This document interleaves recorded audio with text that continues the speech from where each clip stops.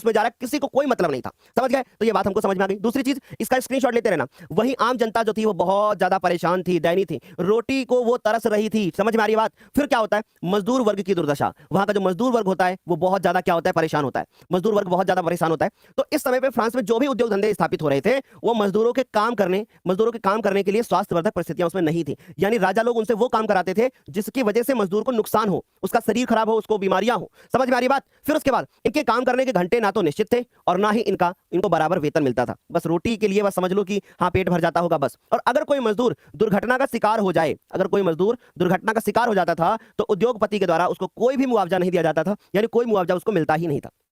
ये हमारा चौथा कारण था। तो अब ये चौथे के बाद एक कारण और भी है कि सर आजादी पर प्रतिबंध। अब आजादी पर प्रतिबंध यानी अगर कोई आजादी की बात कर देता था, जैसे मान लीजिए कि वहां पे राजा कौन था, लुई सोल्वे। अगर किसी ने उससे आजादी की बात कर दी या किसी ने विरोध कर दिया तो लुई सोल्वे सीधे उसको जेल में डलवाता था या तो फिर सीधे गोली से उड़ाता था। ठीक, तो सर समझ गए कि इस समय पे जो फ्रांसीसी सरकार थी वो लोगों पर आजादी पर विभिन्न प्रकार के क्या प्रतिबंध लगा करके रखती थी। यानी एक बड़ा यह था कि भैया धार्मिक विश्वासों पर प्रतिबंध, यानी आप अपने धर्म को नहीं मान सकते, जो राजा बोलेगा वही करोगे। सरकार ने न्याय और आजादी की अवहेलना करते हुए लेत्रा दा काशे, ये इंपॉर्टेंट है, यहां से तुम्हारे बोर्ड के एग्जाम में एक एमसीक्यू बन सकता है। एक एमसीक्यू बन सकता है कि लेत्रा दे काशे का मतलब क्या है। लेत्रा दे काशे का मतलब है कि बिना कारण बताए कैद करने का आदेश।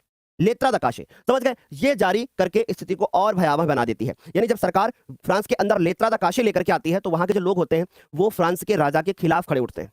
और भारत में भी यही हुआ था। भारत में भी सबसे पहले जब रॉलेट एक्ट आया तो भारत की जनता जो थी वो खिलाफ हो गई अंग्रेजी सरकार के। सेम यही चीज फ्रांस में भी हुई थी। वहां पर भी लेत्रा दा काशे आया जब पहले, यानी बिना कारण बताए कैद। हर राज्य वही कर रहा था, हर देश वही कर रहा था और किसी को ये अंदाजा नहीं था कि अगर हम लेत्रा दा काशे या भारत के अंदर रॉलेट एक्ट हम लेकर के आ जाएंगे तो ऐसी स्थिति पैदा हो जाएगी। फ्रांस के अंदर लेत्रा दा काशे, भारत के अंदर रॉलेट एक्ट, ये उसकी आजाद, ये उसके वहां पे क्रांतिकारी का कारण बन गया। भारत में भी जितनी भी चीजें हुई, जितनी भी क्रांतियां हुई, जो भी आंदोलन हुए, उसका एकमात्र कारण था रॉलेट एक्ट। रॉलेट एक्ट नहीं आता तो शायद भारत आजाद नहीं हो पाता, क्योंकि जब रॉलेट एक्ट आया तभी उसके बाद जलियांवाला बाग हत्याकांड हुआ, फिर उसी के बाद तभी असहयोग आंदोलन हुआ, फिर उसके बाद तभी सविनय अवज्ञा आंदोलन हुआ, फिर उसके बाद तब जाकर के जो है भारत छोड़ो आंदोलन हुआ।